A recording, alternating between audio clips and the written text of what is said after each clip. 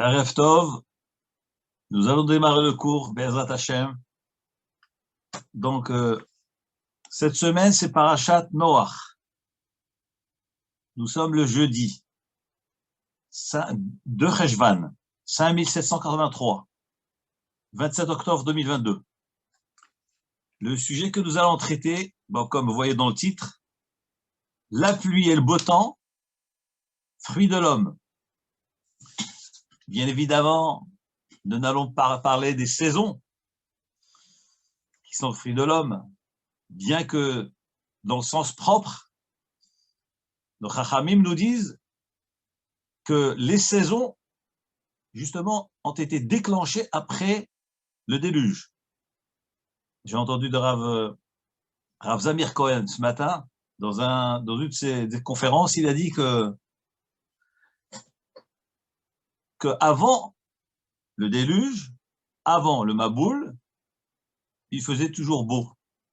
Un temps printanier, du printemps, ni chaud ni froid, il n'y avait pas de saison. Les saisons ont été déclenchées justement après le Maboul.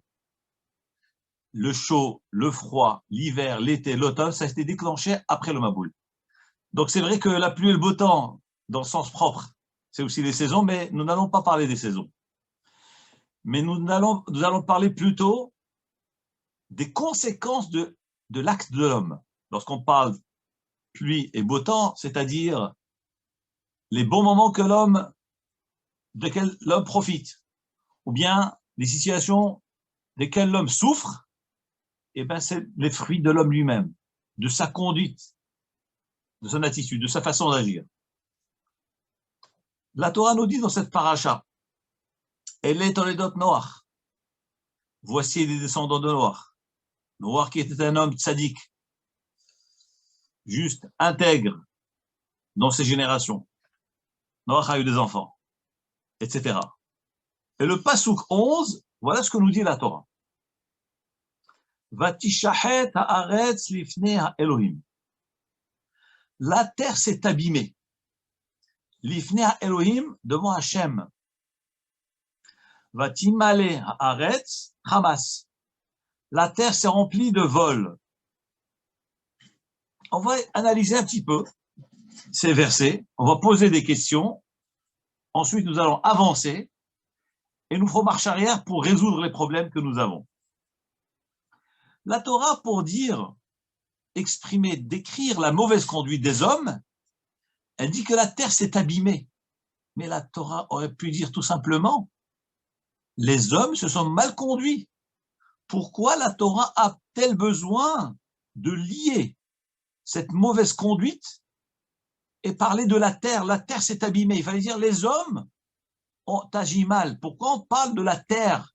Qu'est-ce que la terre a à faire dans l'histoire? La Torah donc continue.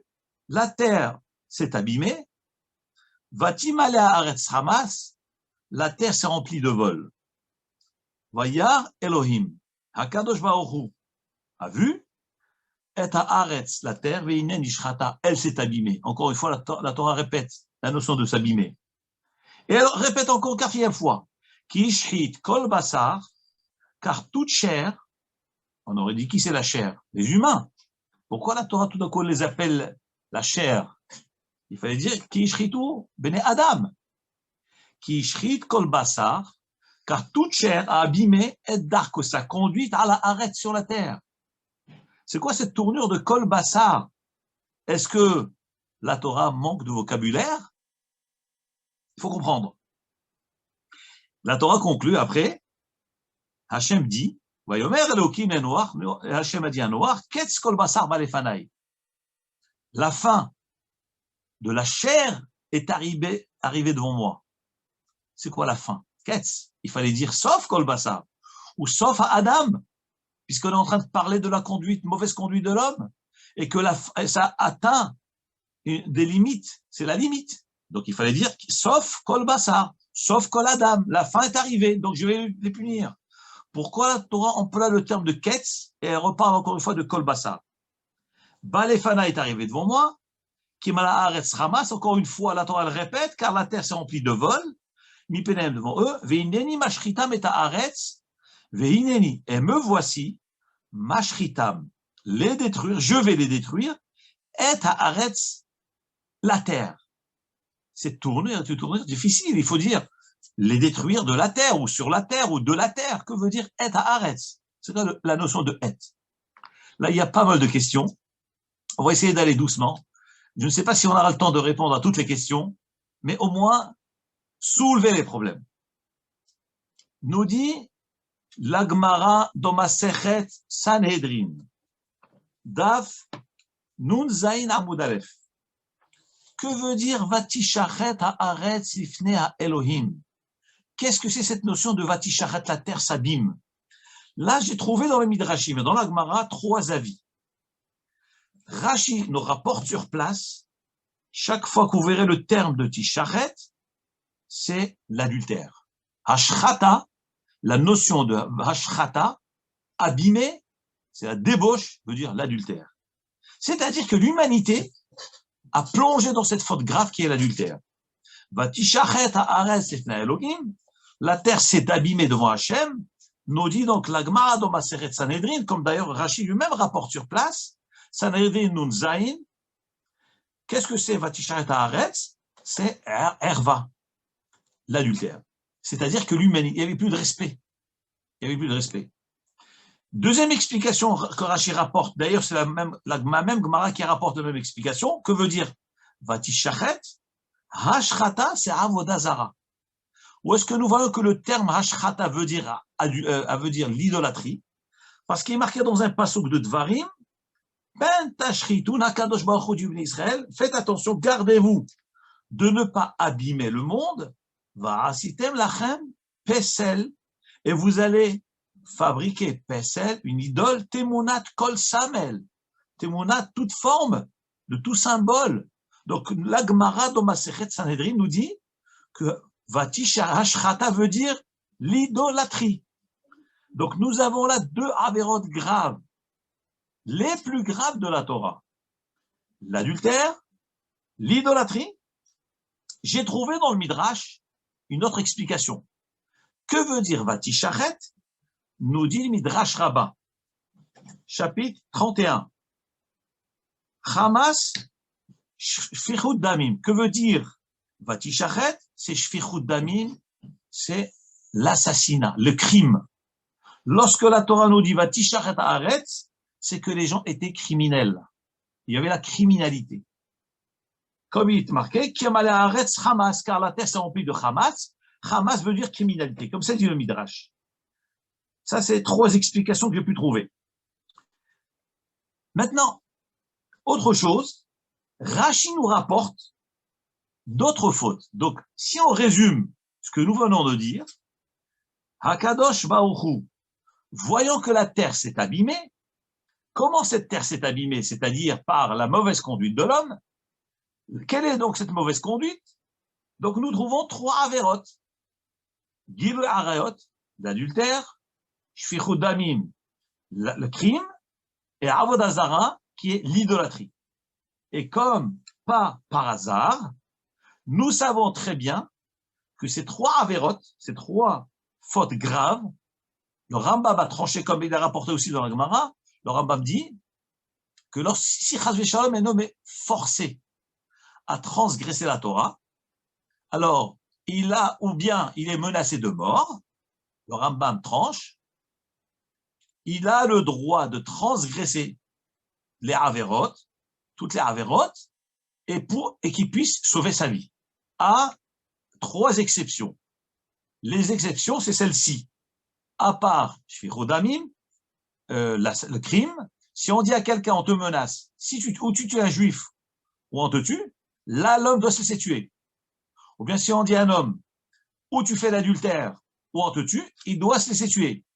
3e chose, dit le Rambam, si on menace un homme de mort, ou bien il adore, ou il vénère une idole, ou on le tue, il doit se laisser tuer. Donc le Rambam tranche dans l'Halacha que pour toutes les avérotes de la Torah, un homme a le droit de transgresser si sa vie est en danger. Pour sauver sa vie, il a le droit de transgresser la Torah. Parce qu'il y a marqué Vachai bahem velo sheyamut bahem. La Torah nous dit La Torah a été donnée pour vivre avec et pas pour mourir avec. Donc la Torah nous dit que tu as le droit de transgresser si on est menacé de mort, on peut tout transgresser, toutes les lois de la Torah, pourvu de sauver sa vie. À l'exception de ces trois cas-là, Gilui Arayot, Shfichut Damim et Avodah Zara. Donc l'adultère, le crime, ou bien la Avodah Zara qui est l'idolâtrie. Bien évidemment, le Rambam rajoute des détails.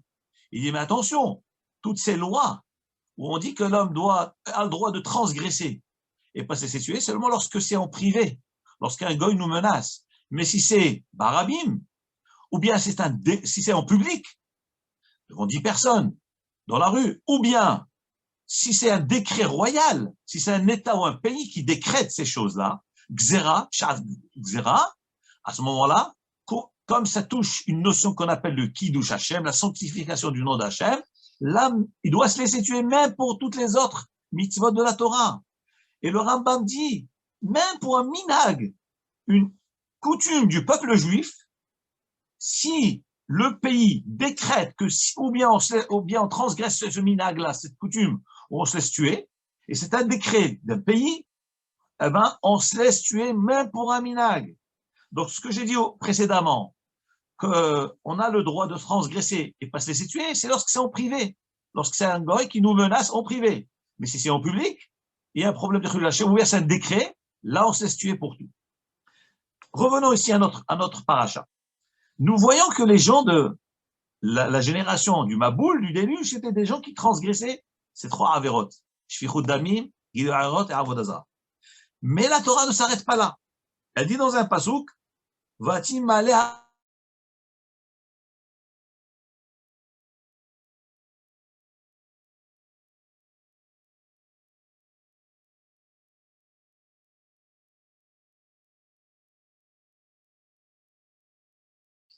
Quelle est la avera, quelle est la transgression qui a fait que le déluge a été déclenché? Alors nous, on aurait dit simplement, eh ben, c'est la avérote les plus graves, les trois premières. La quatrième, le vol, j'aurais dit, bon, voler, c'est une interdiction de la Torah, mais ce n'est pas les avérotes les plus graves de la Torah. Vous allez voir que la condamnation de cette génération par le déluge a été déclenchée par le vol. C'est quelque chose de particulier, de bizarre. Pourquoi? Donc nous avons donné 4 avérotes. Il y a une cinquième encore qui est rapportée dans les enseignements des Chachamim. Il est marqué dans le passouk qui shhit kol basar, car toute chair a abîmé sa conduite sur la terre. J'ai demandé tout à l'heure, mais que veut dire car toute chair a abîmé? Pourquoi la Torah emploie le terme de chair, kol basar? Il fallait dire les humains se sont mal conduits. Regardez ce que nous dit Rashi. Rashi Alav Shalom nous dit, que veut dire ishhit kol basar?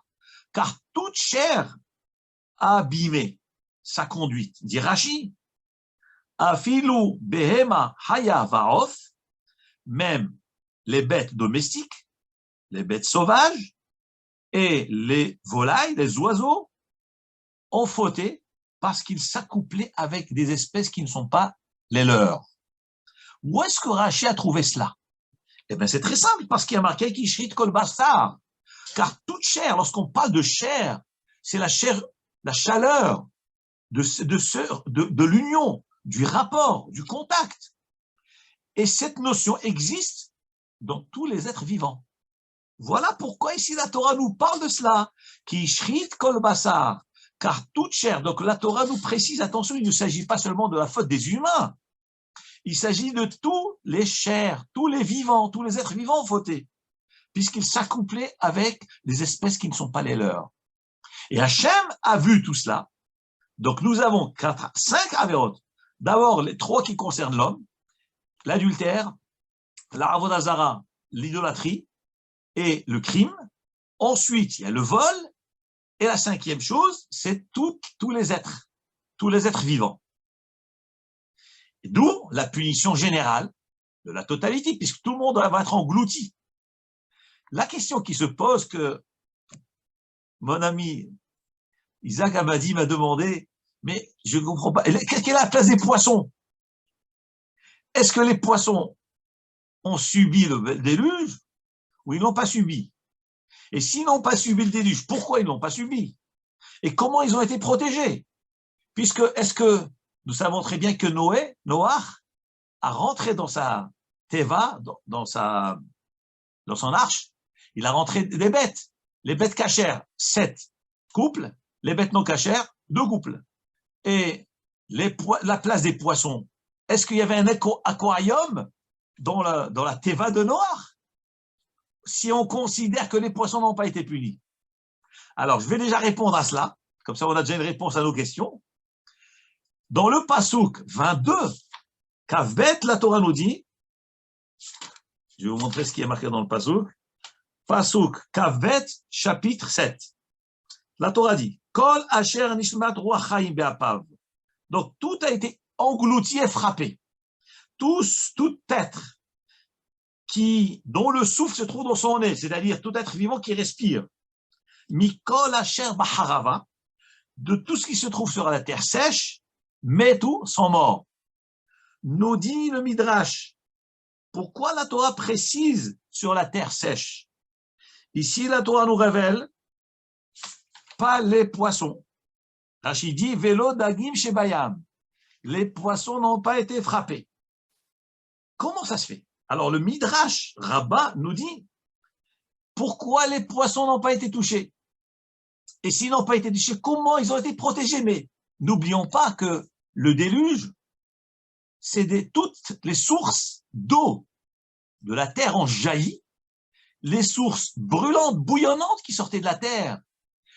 Donc, les eaux d'en haut, les eaux d'en bas, toutes les sources chaudes, c'est ce qui a fait que toute la terre, tous les vivants sont morts. Et le Midrash nous dit qu'il y a marqué dans un pasouk, Va'ani ha'kimoti et beriti. Je ferai une alliance. Hachem a fait une alliance de détruire tous ces humains. Mais pourquoi il y a besoin d'alliance? L'alliance de quoi? Nous dit le Midrash qu'il y avait des gens très forts, très puissants, qui résistaient à la chaleur, qui résistaient au feu. Et lorsqu'il y avait des sources jaillissantes, ils mettaient ces géants-là, ils mettaient leurs talons sur ces sources et ils les bloquaient, malgré les eaux chaudes et bouillonnantes. Mais lorsque le Maboul est arrivé, ces grands géants, ces grands héros n'ont pas pu résister, ils ont succombé à la chaleur terrible qui jaillissait de cette eau de source du Maboul. Donc la question se pose, comme dit le Midrash, mais comment alors les poissons ont pu résister? Les Mfarshim m'expliquent d'abord pourquoi les poissons n'ont pas été punis, parce que, comme dit le Midrash, il est marqué dans le Passouk, Asher Baharava Metu, que les vivants qui étaient sur la terre sèche. Donc ça vient exclure les poissons, parce que les poissons ne sont pas dans la terre sèche, ils sont dans l'eau, dans les océans, dans les mers. Nous disent les Mfarshim, première explication, c'est parce que les poissons n'ont pas fauté. Les poissons n'ont pas fauté, première explication. C'est pour cette raison-là que les poissons n'ont pas été touchés par le déluge. Deuxième explication, certains disent que les poissons aussi méritaient d'être tués, mais ils ont tenu. Comment ils ont pu tenir à cette chaleur? Nous dit les Midrash que ces poissons ont quitté les fleuves, les ruisseaux, et ont été se réfugier dans les océans, dans Okianus, Yam Okianus. Qu'est-ce que c'est Okianus? Certains disent que Okianus, c'est la Méditerranée, la mer de la Méditerranée. D'autres disent que Okianus, c'est l'océan Atlantique. Et nous, Chachamim, le Midrash dit que les océans n'ont pas été frappés par le Maboul. Les eaux chaudes n'ont touché que la terre sèche. Donc les poissons, voyant cela, ils ont pu fuir et aller se réfugier dans les océans. Ils ont été protégés. Donc, on a vu donc la protection des poissons et aussi la raison pour laquelle ils ont été protégés, parce qu'ils n'ont pas fauté, d'après une version dans le Midrash. Ça, c'est concernant les poissons. Revenons maintenant à nos questions. Donc, on a dit que les fautes de la génération du déluge, c'était l'adultère, Avodah Zara, l'idolâtrie, le crime. On a rajouté le vol, on a rajouté que les êtres vivants, tous les animaux ont fauté dans le fait des accouplements interdits. Maintenant, lorsqu'on analyse pourquoi Akadosh Baruch Hu a frappé la génération, quel est le point, la Avera qui a déclenché le déluge. Regardez ce que nous dit la Torah. Vayomer Elohim le Noach. Hachem dit à Noach. Ketz kol basar balefanai. La fin de tout vivant est venue devant moi. Leur limite est arrivée. D'ailleurs, tout à l'heure, j'ai demandé pourquoi la Torah emploie le terme de ketz pour dire la fin. Il fallait dire sauf kol basar balefanai. Chila vesof, début et fin. Le mot fin, ça se dit par le mot sauf. Pourquoi la Torah emploie le terme ketz? Que veut dire le mot ketz? Quelle est l'origine du mot ketz? Le Midrash nous dit quelque chose de très intéressant. Le mot ketz, ça vient du mot ketzitsa, qui veut dire retranchement. Kotsetz, c'est élagage, tailler, couper. Lorsque la Torah emploie le terme de ketz, ça veut dire leur vie a été arrachée, coupée. Je vous lis le mot du Midrash. Madwa bakitsam, les fiches giazmanam ikatsetz. La Torah a employé le terme ketz, qui veut dire fin, mais en réalité, l'origine du mot ketz veut dire kotsetz, veut dire couper, arracher à la vie. Donc, lorsque la Torah dit ketz kol basar, ça veut dire la fin, mais ça veut dire on l'arrache à la vie. Ces gens-là, par leur mauvaise conduite, ils ont causé la mort à eux-mêmes, à leur entourage. C'est ça, ketz kol basar, ketzitsa, quelqu'un qui aurait pu vivre encore, et il s'arrache à la vie. C'est ça le terme ketz, kotsetz. Donc, nous dit la Torah, Hakadosh Baruch Hu dit, puisque tous ces êtres ont fauté, Ki malea haaretz hamas, car la terre s'est remplie de vols. Pourquoi la Torah répète, elle s'est remplie de vols? Alors, je vais les détruire. Nous dit la Gemara que nehtam gzeratam, la gzera a été décrétée sur le vol. C'est-à-dire que ces humains-là, ces bêtes, ont fauté, des fautes très graves, mais ce n'est pas ça qui a déclenché le déluge.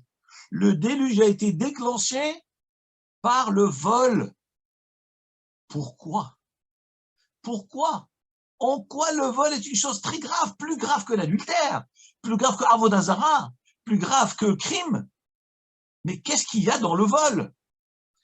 Et par ailleurs, mais pourquoi la Torah l'appelle Hamas? Il fallait dire Gezel.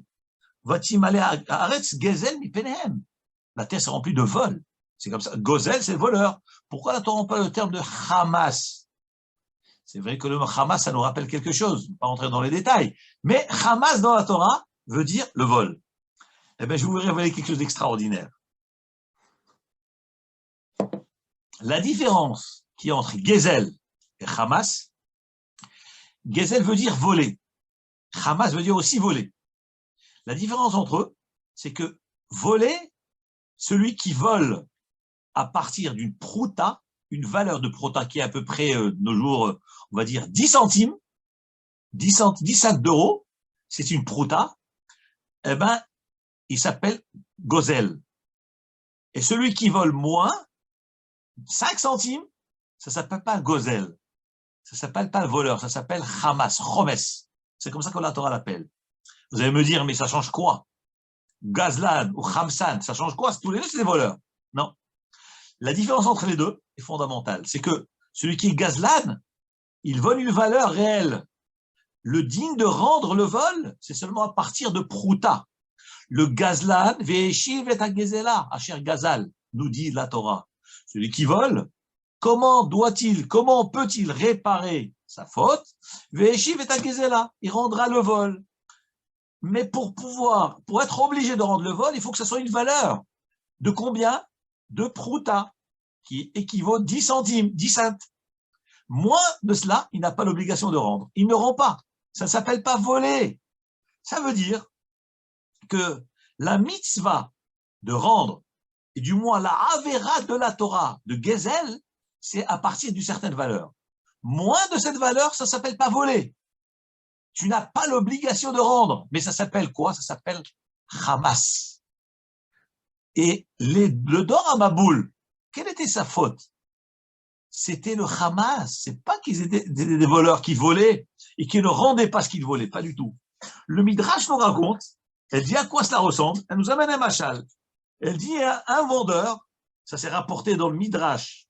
Je vous dis où c'est exactement. C'est le Midrash Rabbah, chapitre 31, Perek Siman He. Comment les gens du déluge faisaient pour voler? Ils connaissaient la halachot. Ils savaient très bien que voler est une chose grave et que si on vole, il faut rendre. Alors qu'est-ce qu'ils faisaient? Lorsqu'un vendeur venait au marché, il venait avec un panier, je vous dis les termes du Midrash, Kupato melea turmusin, un panier rempli de lupins. Qu'est-ce que c'est? C'est un exemple. Qu'est-ce que c'est le lupin? Le lupin, c'est un fruit, c'est un légume. D'ailleurs, ça se vend en cachère, ça existe.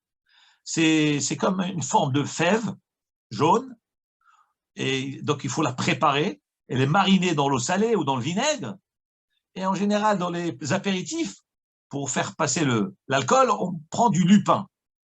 Et ça s'appelle tourmousse. Et un lupin, c'est quoi? C'est une petite fève qui ne coûte pas une prouta, qui coûte moins qu'une prouta. Donc le vendeur, le marchand de légumes, venait avec son panier de lupin, venait au marché. Les gens du Maboul, la génération du Maboul, qu'est-ce qu'ils faisaient ces gens-là? Ils venaient au marché, chacun prenait un lupin et il lui mangeait. Et à la fin, le vendeur se retrouvait avec un panier vide. Il se trouve qu'on lui a tout volé.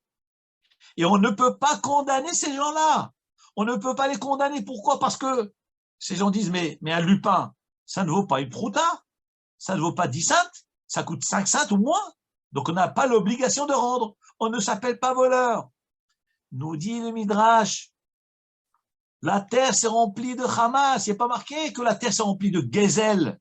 Non, elle s'est remplie de Hamas. Et à cause de cette avéra précisément, Hineni mashritam, qui m'allait à Haaretz Hamas, puisque la terre s'est remplie de vol, Hineni mashritam et Haaretz, je vais détruire la terre, les détruire avec la terre. Alors j'ai demandé, mais qu'est-ce qu'il y a de grave? La réponse est, lorsqu'un homme faute, il sait qu'il a fauté. Lorsqu'un homme tue, il sait que c'est grave. Lorsqu'un homme fait avodah zarah, il sait que c'est grave. Donc il sait qu'il doit refaire tchouva. Il reconnaît sa faute. Le jour où il voudra faire tchouva, il pourra faire tchouva. Mais le bonhomme qui va voler un lupin, il sait qu'il est intouchable. Il le fait pourquoi? Il va trouver une astuce. Comment faire pour contourner les lois de la Torah? La Torah te dit, tu n'as pas le droit de voler. Lui, qu'est-ce qu'il fait? Il dit, ok, je ne vais pas voler. Mais pour s'appeler voleur, il faut voler prouta. Il faut voler 10 cents, il faut voler une valeur. Moi, je ne vais pas voler de valeur. Je vais voler moins que la valeur.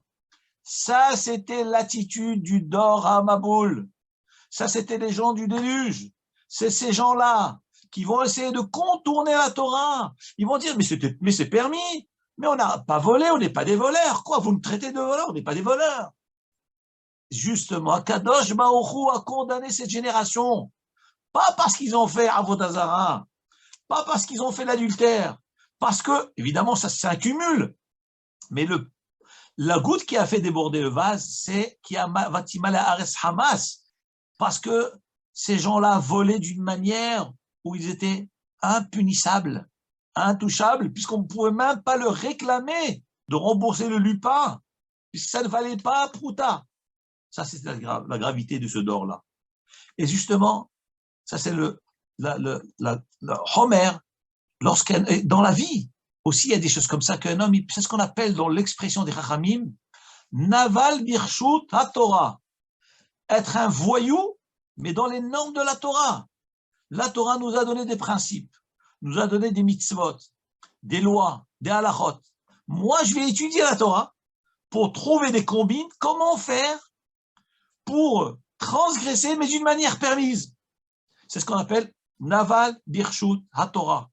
Être un voyou, un qui n'accomplit pas la Torah, mais tout en restant dans les normes de la Torah. Et c'est ce que je vois, moi, dans ce Midrash, qui nous dit que, comme Rashi explique, la terre, le déluge a été déclenché à cause du Hamas, à cause de cette façon de fauter qui, soi-disant, n'est pas une faute, mais pour contourner la Torah.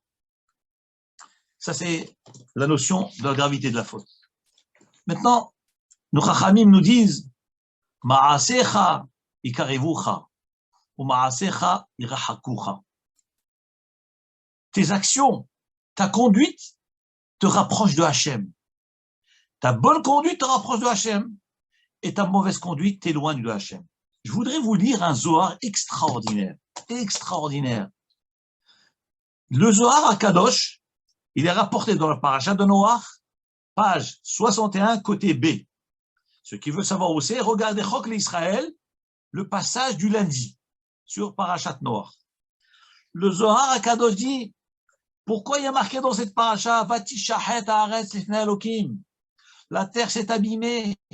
Il faut dire que les hommes ont fauté. Veine nishrata, Hachem a vu que la terre est abîmée, donc Hachem envoie le déluge. Mais en quoi la terre est fautif? En quoi la terre est responsable? Pourquoi la Torah attribue les fautes et le tort à la terre? Mais c'est l'homme qui faute. Pourquoi donc on met l'accent sur la terre? Nous révèle le Zohar à Kadosh. Ce n'est pas que la Torah est en train de condamner, de culpabiliser la terre. Pas du tout. C'est pas ce que le Passouk veut nous dire. Nous dit le Zohar à Kadosh. La Torah nous décrit les conséquences de la mauvaise conduite de l'homme. Lorsqu'il marquait Vatishachet haaretz, la terre s'est abîmée. C'est pour nous dire que l'homme a abîmé la terre. Chaque fois que l'homme faute, il abîme la terre, il détruit la terre, il cause des conséquences terribles dans le monde. Et qui dit la terre, c'est pas seulement ici-bas, même là-haut, il fait des ravages terribles, celui qui faute. Je vous lis le Zohar à Kadosh. Beshata dibne nasha zachan. Lorsque les humains sont méritants, venatre pikode de oraita, et qu'ils gardent, observent les mitzvot de la Torah, eh ben, keden ara it takefat. La terre se solidifie, se consolide, se renforce. Vekol chedu ishtekachba. Et toute l'allégresse et toute la joie s'y trouvent sur cette terre-là. C'est-à-dire que la pluie et le beau temps, comme j'ai dit, dépend de l'homme. Il fait beau, il fait bon, la terre donne ses fruits, un bon climat agréable. Ça dépend de la conduite de l'homme. Nous dit le Zohar Kadosh, lorsque l'homme se conduit conformément à la Torah, la terre se renforce, la joie se multiplie dans le monde. Pourquoi la joie se multiplie? Nous dit le Zohar Kadosh, la Shrina descend et réside sur terre parmi les hommes, parmi les humains. Lorsqu'Akadosh Baruch Hu voit que les hommes, cet être précieux, qui est la finalité de la création, se plie à Hachem, se plie à ses décrets, à ses mitzvot, la Shrina descend, elle réside parmi eux, elle vit avec eux, elle habite avec eux, et donc la joie se trouve dans le monde. La simcha, il n'y a plus de maladie, il n'y a plus de malheur, il n'y a plus de tsarot, il n'y a plus de guerre. Mais regardez ce que dit le Zohar. Lorsque les humains fautent, transgressent la Torah et les mitzvot, ne veulent pas se plier à la Torah, alors vechatan kame marion, et faute devant le maître du monde,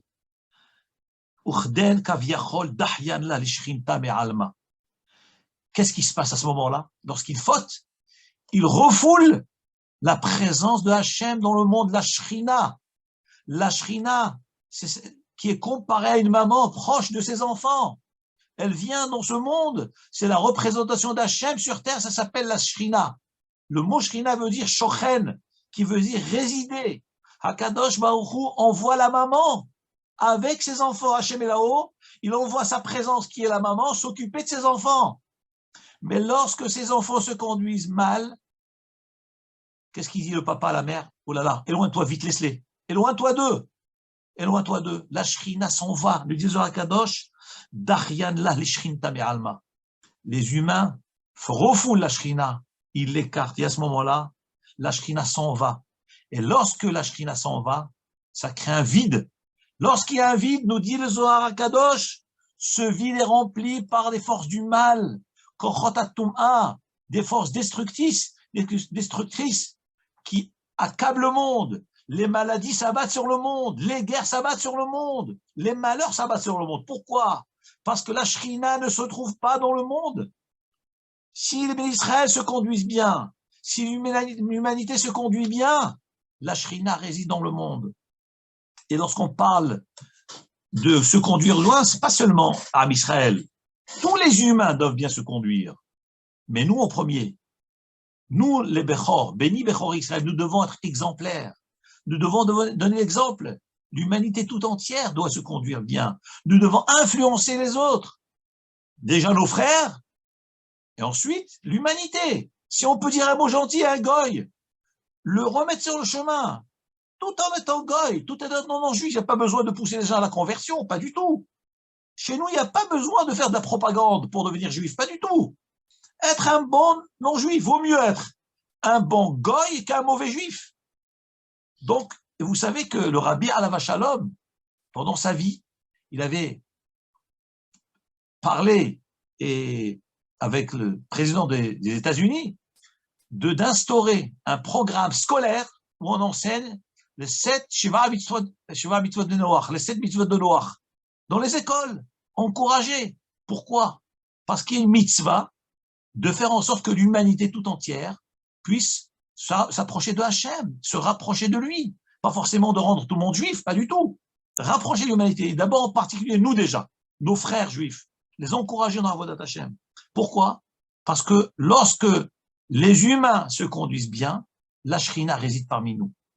Il y a quelques années avant que le rabbi soit niftar, j'ai entendu d'un chassid de Chabad, il m'avait raconté que un grand Richard, qui était dans la confection, dans l'habillement, avait une offre d'affaires de fabriquer des mini-jupes.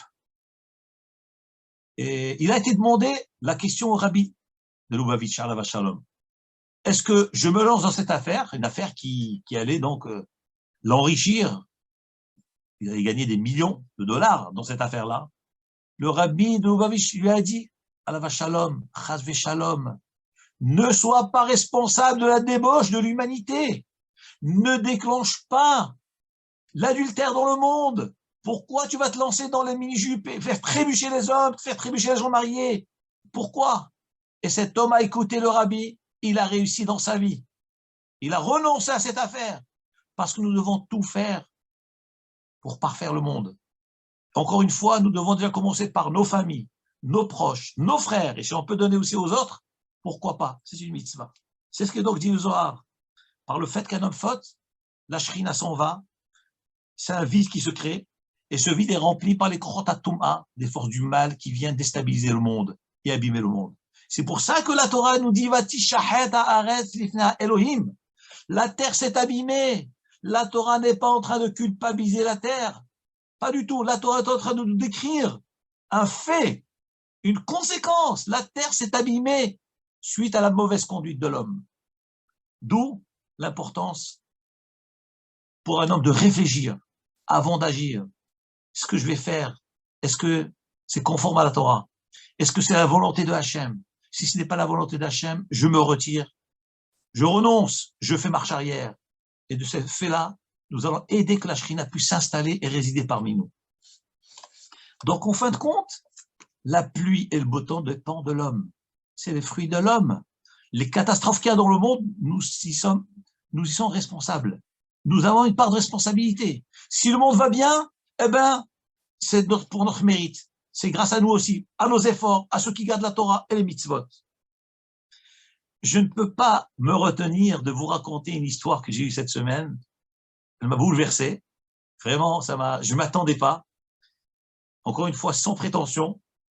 Je ne me prétends rien du tout. Je suis une poussière. J'étais à Genève mardi pour chercher une famille, des amis qui étaient à l'aéroport. J'ai dit, je vais faire un petit crochet à un Migros florissant pour faire quelques achats. Je rentre à Migros et je vois une dame très élégante, très rachou. On sent sur elle qu'elle était une femme importante, imposante, accompagnée, je ne sais pas si c'est son chauffeur ou son porteur, probablement les deux. Donc elle faisait ses courses et celui qui était derrière, donc il chargeait dans son panier. Elle avançait.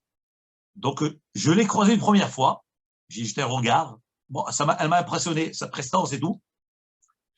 Et j'avance, j'ai fini mes courses, j'arrive à la caisse. Cette dame-là était derrière moi, devant la caisse. Alors, imaginez la scène. Je suis devant la caisse, avec tout le monde fou, un monde fou qui était dans toutes les caisses, et surtout dans la mienne. Je finis de payer. La dame se tourne vers moi et me dit, à haute voix, devant tout le monde, Rabbi, please, can I touch you? Alors, touch, est-ce que je peux vous toucher? Alors moi, j'ai dit, I don't speak English. Alors, elle me dit avec un français super élégant, vous permettez que je vous touche? Je lui dis, madame, dans quel intérêt?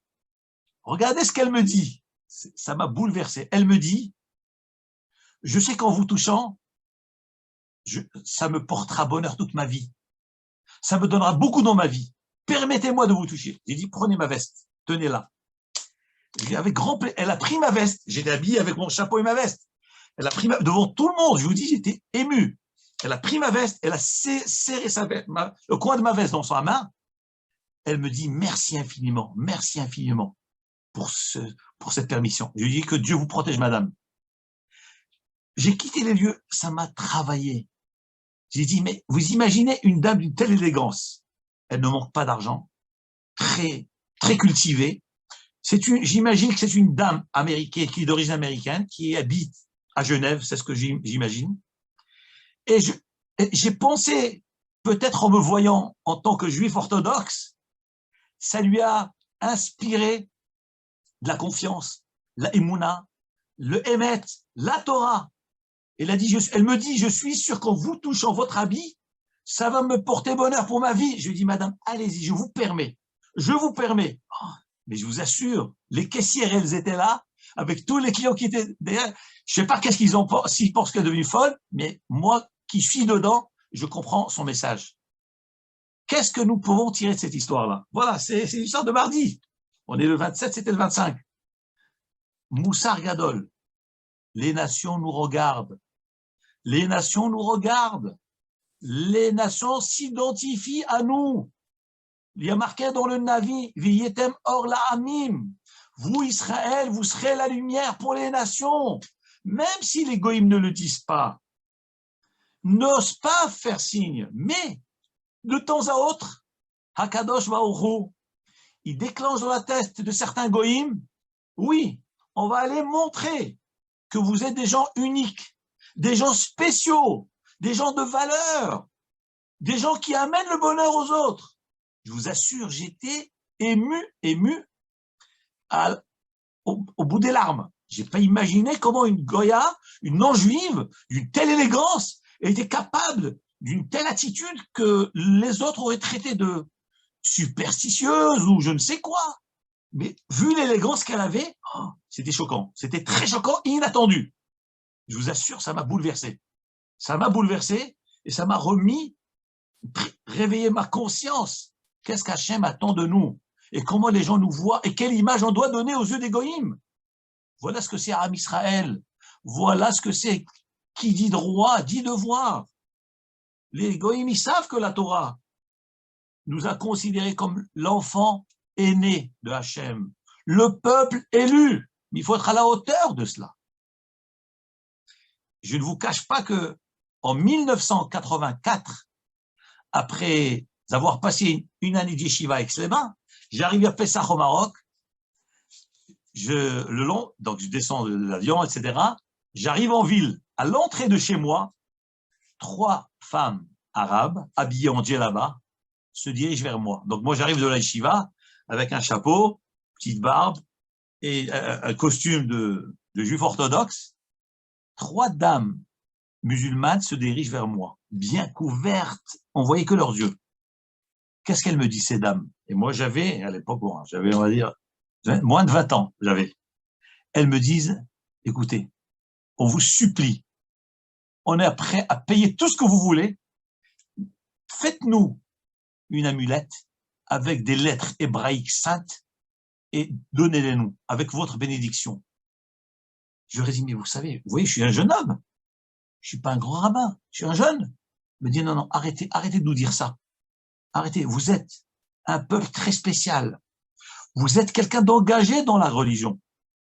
On est prêt à vous payer ce que vous voulez. Faites-nous des écrits, des amulettes. et bénissez-nous. Et en fin de compte, je leur ai dit, je ne sais pas comment faire, je ne sais pas quoi faire, je ne sais pas faire. Et je les ai quittés. Mais ça m'a marqué, ça marque ces choses-là. Les nations nous voient autrement de l'image que nous avons de nous-mêmes. Mais il faut savoir, les vrais goïms, au fond d'eux-mêmes, ils savent qu'Am Israël, c'est un peuple particulier, très spécial. Le Chafetz Chaim, Alav Shalom, qui a vécu, qui est décédé en 1933, c'est pas loin. On raconte, et cette histoire, la première fois, je l'ai entendue de Rav Chaikina, Alav Shalom, Rosh Yeshiva d'Aix-les-Bains, et ensuite je l'ai revue, cette histoire, dans un des livres qui est sorti sur la vie du Chafetz Chaim. Rav Israël Meir HaKohen de la ville de Radin. Le Chafetz Chaim avait une vache. Cette vache lui donnait du lait. Et dans la ville de Chafetz Chaim, il y a un goy qui est venu et qui a volé la vache du Chafetz Chaim. Et alors, on a été annoncé au Chafetz Chaim qu'on a retrouvé sa vache chez le goy. Et le goy demande que Chafetz Chaim vienne chercher sa vache. Alors, tout le monde s'est étonné, mais pourquoi le goy vient dire au Chafetz Chaim de venir chercher sa vache? Comment il se dénonce lui-même? En réalité, dans ces pays-là, c'était pas des musulmans, c'est des catholiques ou des protestants. Eux avaient la émouna, la foi, que lorsqu'un rabbin, un tzaddik, marche dans le champ d'un non-juif, le champ est béni. Et ce goy a volé la vache du Chafetz Chaim et a obligé le Chafetz Chaim de venir chercher sa vache pour qu'il puisse marcher dans son champ, pour que le champ soit béni, parce que le tzaddik marche dessus. Et le Chafetz Chaim est venu, il a marché, il a récupéré sa vache. Qu'est-ce qu'on voit de là? Le tzaddik crée le bonheur dans le monde, amène la shrina dans le monde, fait résider la shrina dans le monde, et même les goïms profitent de cela. Même les non-juifs profitent de cela. Quand un juif est fidèle à la Torah et aux mitzvot. La Gemara nous raconte dans le Talmud Yerushalmi, Masechet Dmai, Perek Gimel, Mishnah Aleph. La Gemara nous raconte qu'une ville a été infestée de rats. Les rats et les souris ont attaqué cette ville. Et alors, les gens de la ville se sont tournés vers Rabbi Pinchas ben Yair. Ils ont dit, Rav, Kvod Rav, bientôt il n'y aura plus rien à manger. Tous ces rats ont tout dévoré. Toutes les caves, tous les stocks de blé vont disparaître avec cette invasion de rats et de souris. Faites quelque chose pour nous. Nous dit la Gemara dans le Talmud Yerushalmi que Rabbi Pinchas ben Yair a invité tous les gens de la ville, de la grande place de la ville, au centre. Tout le monde était là. Rabbi Pinchas ben Yair, qui était le beau-père de Rabbi Shimon Bar Yochai, a prononcé un nom kadosh, un nom saint, et voilà que tous les rats et les souris se sont réunis dans la place, la grande place de la ville, devant tous les habitants de la ville. Et alors, et tous les rats qui commençaient à crier avec le bruit des souris ou des rats. Alors, Rabbi Pinchas ben Yair, il demande aux rats, il parle devant tous les habitants de la ville, il demande aux rats, mais pourquoi vous avez infesté cette ville? Pourquoi vous avez attaqué toute cette ville? Et voilà que tous les rats se mettent à crier, à bruit. Alors Rabbi Pinchas demande aux gens de la ville, vous comprenez ce que disent les rats? Les gens de la ville ont dit, personne ne comprend le langage des rats. Alors Rabbi Pinchas leur a dit, je vais vous dire ce qu'ils disent ces rats. Ces rats disent que vous, les habitants de cette ville, vous ne faites pas de prélèvement de maaser, trumot ou maasrot sur les récoltes. Et donc Akadosh Baruch Hu leur a permis de venir dévorer, manger tous les stocks de blé qu'il y a dans la ville. Alors Rabbi Pinchas dit aux gens de la ville, est-ce que c'est vrai ce que les rats disent?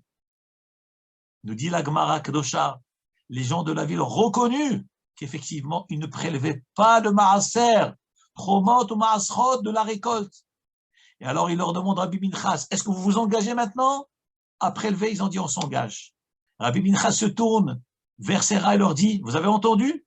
Les gens de la ville se sont engagés à prélever. Et en un seul instant, les rats, les milliers de rats ont disparu. Il n'y avait plus un seul rat dans la ville. Qu'est-ce qu'on voit de là? Le tzaddik amène la bracha. Si chas v'shalom on fait le contraire, eh ben la Shrina s'en va et c'est que les tsarot.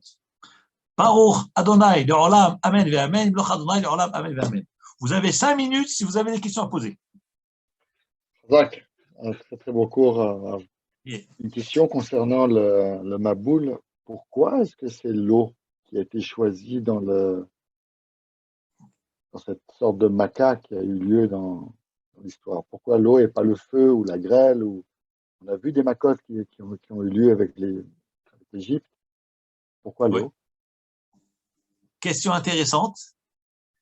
Maintenant, juste pour votre information, sachez qu'il y a un midrash qui dit que c'était l'eau et le feu. Nous ne connaissons que l'eau. Donc, quand on lit les psukim, on voit que l'eau. Mais en réalité, le midrash dit c'est l'eau et le feu. Pourquoi? Parce qu'on a un enseignement et on apprend dans Sedom Va'amora, il y a marqué qui rabba ra'ata adam, arda aretz. Rabba, car elle est grande, la méchanceté des gens était grande. Et ici aussi, il y a marqué rabba.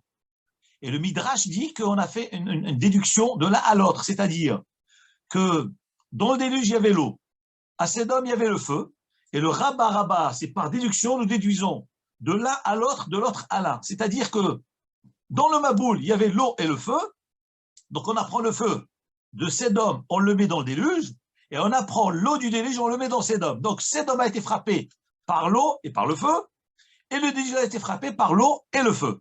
Donc retenez cet enseignement. Par ailleurs, pourquoi l'eau? Nous savons très bien, hélas, comme nous dit le Passouk, qui shit kol basaret darko, il y avait l'adultère. Et nous savons très bien que la notion d'adultère, c'est le rapport, relation entre hommes-femmes, des relations interdites.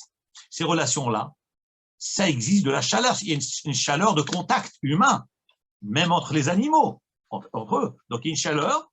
Et aussi, ça se fait aussi à travers un certain liquide qui normalement est censé être utilisé pour la procréation dans une bonne circonstance pour les mitzvot, des zera, pour pouvoir donner naissance aux enfants, des tzadikim, avodat Hashem. Donc il y a les liquides, il y a la chaleur. Comme l'homme a fauté avec ces deux éléments, liquide et chaleur, eh ben, il est puni avec les liquides chauds. Voilà ce que nous dit le Zohar HaKadosh, ainsi que le Midrash. C'est pour ça que les eaux du déluge, ce n'est pas seulement de l'eau, c'est de l'eau bouillonnante. Bouillonnante qui rappelle cette notion des liquides qui sortent du corps de l'homme, qui sont aussi chauds. Voilà. Hazak, merci beaucoup. Hazak Baruch.